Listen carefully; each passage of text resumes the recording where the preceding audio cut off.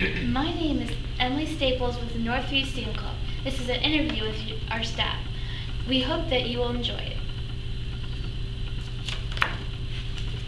May I have your name, please? Yes, I'm Mr. Phillips. What subjects do you teach here at Northview? Well, over the years, I have taught language arts and social studies, which is history and geography and English.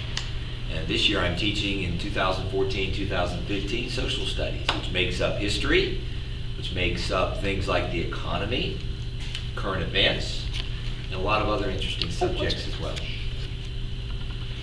How long have you been teaching? Well, I have to go back exactly. This is my 14th year at Northview. I came aboard the second year that Northview was a school. Northview's been here, I think, 15 or 16 years, and this is my 14th year starting here at Northview, and I've been only teaching 14 years, and they all been here. Have you taught at any other schools? Well, no, I have not. I actually, the only other place that I taught would be in college when I had to practice teaching. That's the only place, but all of my teaching career and all my experiences come right here in Hickory at Northview. Would you describe your class for the viewers, please? My class for the viewers. Well, I try to make it, as they say, more student-centered. And I think probably I have kids in my class that are in groups, and we try to get back and forth. A lot of involvement from the students, teacher, and teacher to the students. That's probably the best way I can describe it. We show a lot of current event activities. We watch CNN student news. We get a good view of what's happening outside of our world. You know, we're a lot of times concerned what's happening just in Northview, but students in my class get a really 21st century look at what's going on outside of their world, and maybe look at some things down the road that they might want to try someday and go into careers that they see on the news. What is your favorite part about teaching your subject? It's probably just that. My favorite part is I like to talk. I used to talk for a living in communication, so I like to speak in front of kids. I like to be around kids and the energy that y'all bring.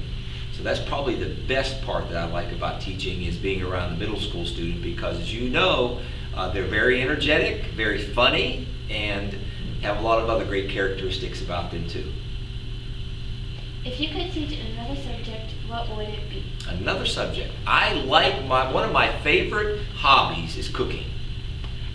So I would not mind teaching a cooking class. I don't know it here at Northview, but some type of cooking class. Maybe be on TV and teach a cooking class. That would be fun, I think. Where are you from originally?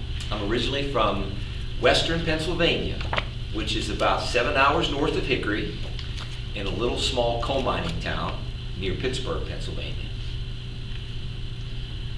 What or who was your inspiration to become a teacher? That's a good question. I've had several.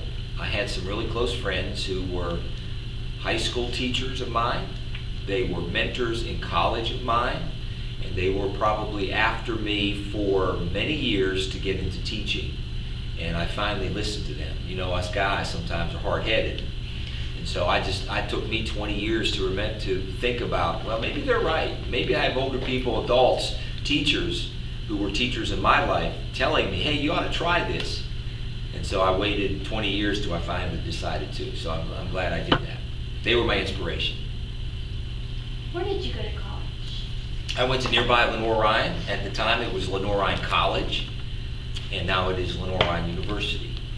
Way back in the Stone Ages, long time ago. What degrees do you have?